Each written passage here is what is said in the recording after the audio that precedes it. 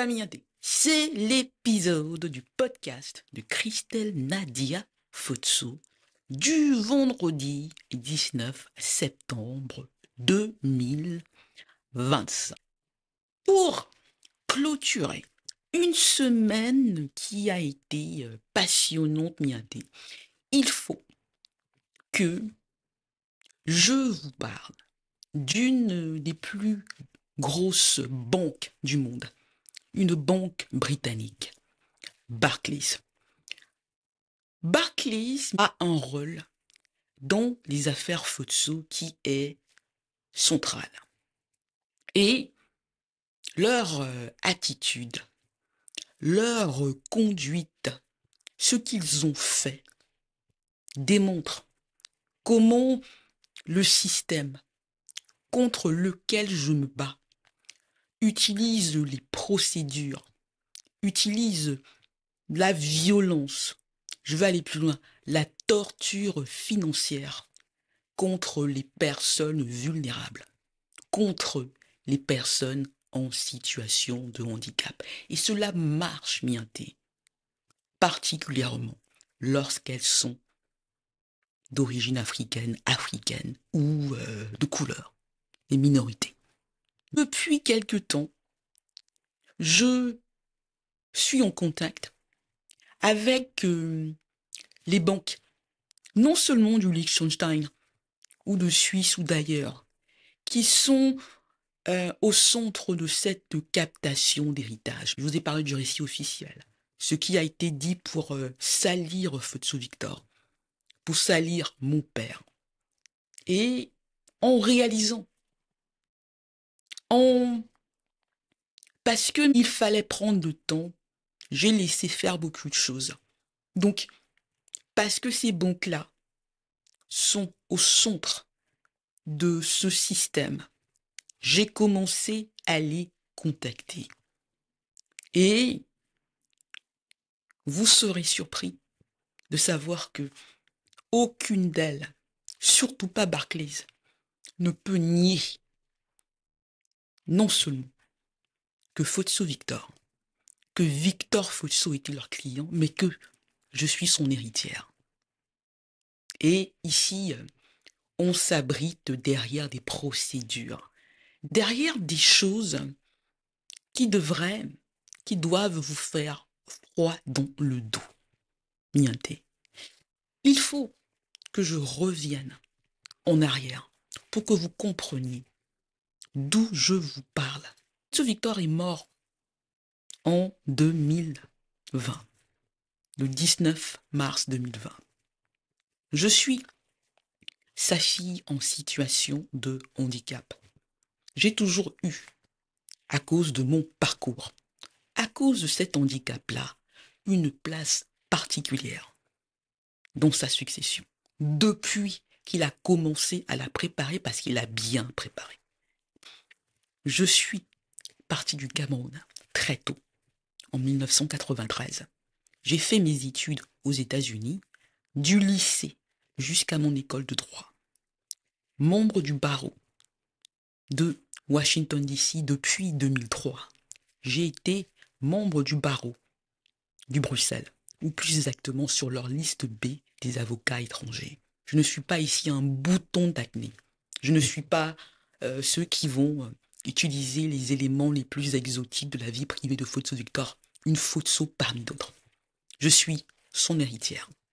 Je suis son seul enfant en situation de handicap et surtout Mignonté. Je suis son seul enfant qui a ce parcours-là, qui est avocat, American Trained Lawyer, avocate formée aux États-Unis, membre du barreau de Washington DC. Donc qu'est-ce qui se passe, Mignonté? Futsu Victor est mort.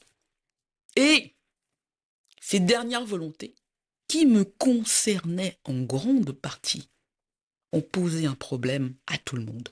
J'en parle depuis des années et ceux qui me suivent ont vu les évidences de cette violence financière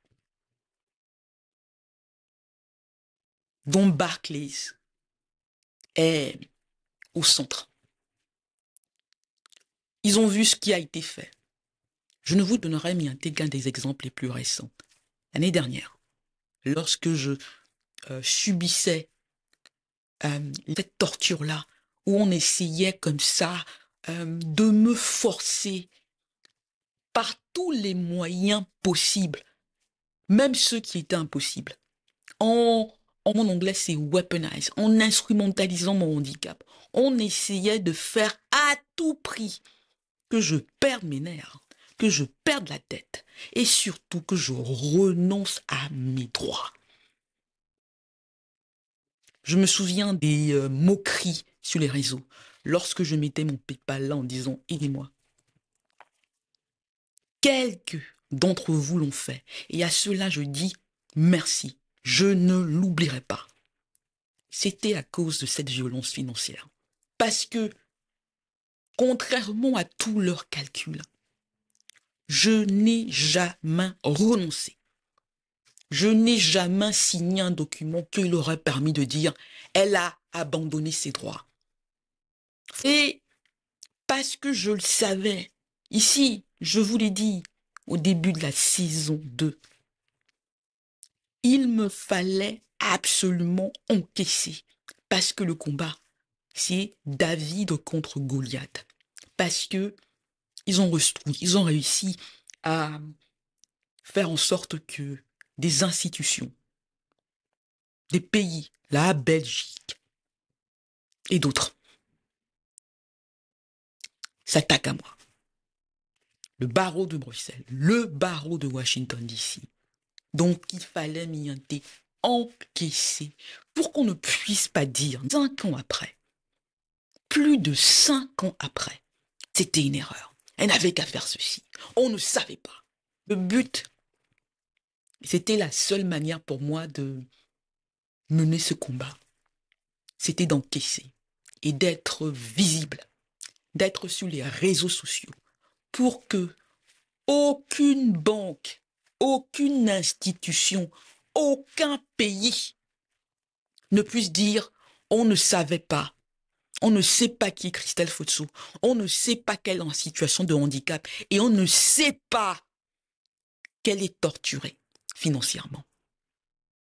Je vous ai parlé de ce qui s'est passé, de ce qui se passe avec le barreau de Washington DC, le barreau de Bruxelles.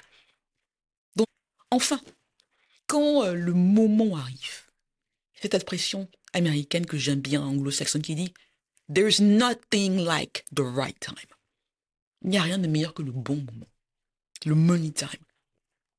Quand enfin, j'ai tout ce qu'il me faut pour agir et pour confronter les banques qui sont centre de cette captation d'héritage menée par Catherine Crochet. Et j'ai parlé des coïncidences impossibles avec Catherine Crochet et Pierre Castel. Quand, enfin, je peux écrire à ces banques-là pour dire, voilà, je suis Christelle Nadia Fotso. Je suis l'héritière en situation de handicap de Fotso Victor. J'ai porté plainte devant les instances internationales, l'ONU et l'Union africaine. Que dites-vous? Et de manière très intéressante, Mianté, aucune banque ne peut dire on ne sait pas qui est Fotso Victor. On est désolé de ce qui vous arrive, mais on n'y est pour rien. On ne vous connaît pas. Il pourrait même me dire, utilisez comme l'ont fait beaucoup de gens, la vie privée de mon père, mais vous n'êtes qu'une héritière parmi 100. Mais ils ne peuvent pas le dire parce que Mianté, Fotso Victor a été malin et qu'il a structuré sa succession et qu'il a fait ce qu'il fallait. Revenons à Barclays. Barclays, ici, à cause de la place, du rôle que Barclays a joué dans la captation d'héritage, Barclays me répond en avouant que Fotso Victor a été leur client, en avouant qu'ils ont l'argent de Fotso Victor, qu'ils ont, pour utiliser le mot anglais, Victor Fotso Assets. Vous savez ce que Barclays fait? Ils me disent, oui, venez nous chercher, allez devant un tribunal et vous nous forcez à vous dire ce qu'il y a. Il faut, Mianté, que vous compreniez ce qui se passe. Les banques ont été prises la main dans le pot de confiture. Ce n'est pas un débat. Aucune ne peut nier que Fotso Victor a été leur client et qu'ils ont ces fonds et qu'ils ont Victor Fotso's assets. On a déjà 3 banques du Liechtenstein. On a Barclays. Et Barclays, alors que l'éthique, l'humanité, la compliance pour utiliser le terme en anglais, voudrait qu'ils fassent tout pour réparer une erreur qui dure depuis au moins mars 2020. Tout cela voudrait qu'ils fassent tout pour réparer ce qu'ils ont fait. Qu'ils disent non, cette torture financière, on n'en est pas les instigateurs, on est désolé. Vous êtes l'héritière, vous êtes en situation de handicap, on se rend bien à quel point c'est immoral, que c'est contre notre type, que c'est contre nos valeurs. Barclays utilise la procédure. Avoue que Fotso Victor était leur client. Avoue qu'ils ont l'argent de Fotso Victor. Et n'aime pas un mot pour leurs victimes. Ils ne me disent pas non, mais vous êtes un enfant parmi 100 et savent que je suis. Je vous dis, j'ai un rôle particulier. Ceux qui comprennent l'histoire savent exactement de quoi je parle. Mais non, ils disent ok, allez devant un tribunal britannique et faites que le tribunal nous force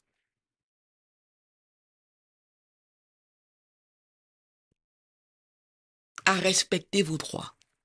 Est-ce que vous vous rendez compte de cela? Est-ce que vous vous rendez compte de ce qui a été fait? Fotso Victor mort dans les conditions dont je parle sans cesse, malgré les cris, malgré ce qu'on dit pour réduire ça à une affaire privée de famille, une affaire camerounaise. Fotso Victor meurt à l'hôpital américain de Paris. Son héritière, sa fille en situation de handicap, est depuis lors victime d'une torture financière sans nom pour qu'elle renonce à ses droits, pour qu'elle ne soit jamais en situation de lutter. 5 ans plus tard, elle confronte ceux qui ont permis cela.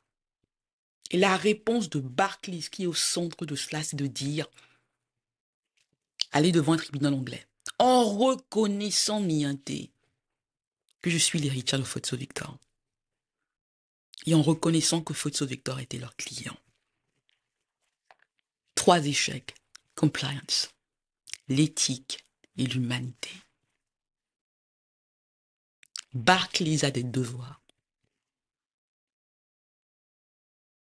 La cruauté de Barclays n'est pas mienté, une anomalie.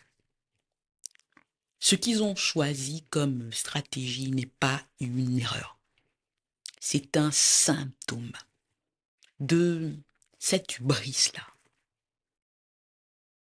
de ce système qui pense que ce genre de choses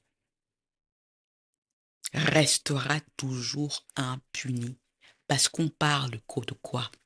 De fortune africaine et d'héritiers. En dépit de mon éducation américaine, en dépit de mes diplômes, en dépit du fait que je suis avocate, ils se disent quand même que non, handicap, on va instrumentaliser ça et elle ne pourra rien faire. Mienté, je peux vous dire que ce système, que ces gens, que Catherine Crochet et ses complices sont nerveux. Il y a un développement mienté dont je dois vous parler qui est révélateur, qui montre que ils ne savent plus à quel sein se vouer. Ce développement est très intéressant. Une personne du cercle très restreint, intime, de l'ambassadeur du Cameroun en Belgique, a essayé de me contacter par WhatsApp hier soir. Nous sommes le 19 septembre, donc c'était le jeudi 18 septembre. Cette personne avec qui je n'ai pas de lien, cet homme, s'est permis de m'appeler. Je sais comment il a eu mon contact. Il a essayé de me joindre par WhatsApp. Pas de message, un appel. C'était sans réponse. On parle du cercle restreint de l'ambassadeur du Cameroun en Belgique. Des personnes qui font partie d'un régime, qui ont silencieusement présidé à la torture financière de la fille, de l'héritière en situation de handicap, d'une légende camerounaise, d'une légende africaine qui était Nianté, leur allié. Ce régime l'a fait. Mon seul crime était d'être l'héritière de Fotso Victor. Pendant des années, ce système a fait comprendre à ces banques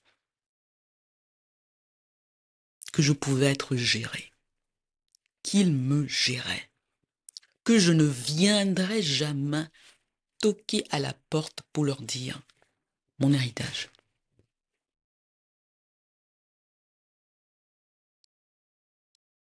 Ils ont marché main dans la main, le régime du Cameroun, les banques, au Liechtenstein, en Suisse, au Royaume-Uni, aux États-Unis et ailleurs. Torture financière, sans aucune pitié, aucune retenue. Eh bien,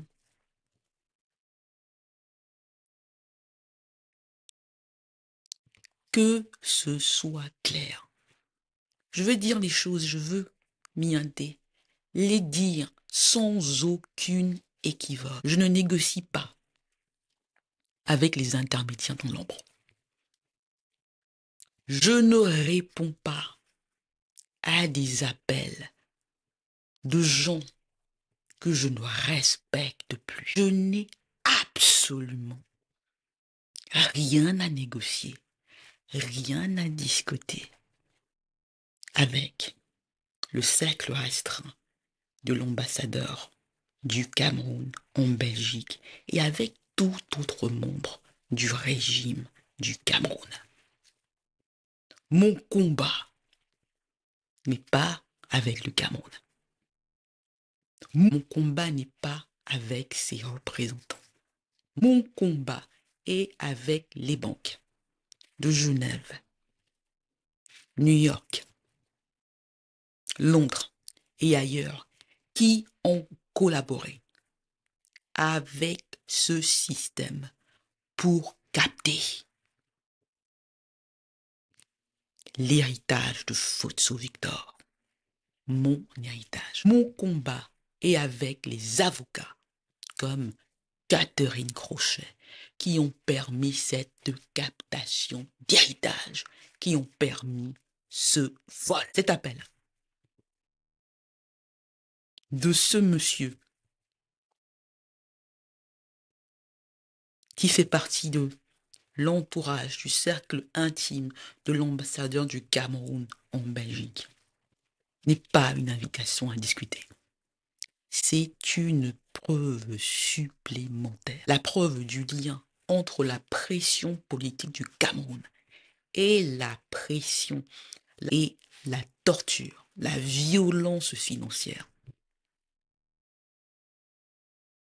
dont j'ai été la victime. C'est la preuve qu'ils sont nerveux et que les murs se rapprochent. Ah, ce monsieur qui s'est permis de m'appeler et à l'ambassadeur du Cameroun en Belgique Je ne dis qu'une seule chose. Je ne vous permets pas de me contacter. À ce monsieur-là qui est Bamileke, Bangonté, pour être précise. Je dis, Monsieur K, si vous faites le choix de vous mettre sur le chemin du Dota Bonjoun,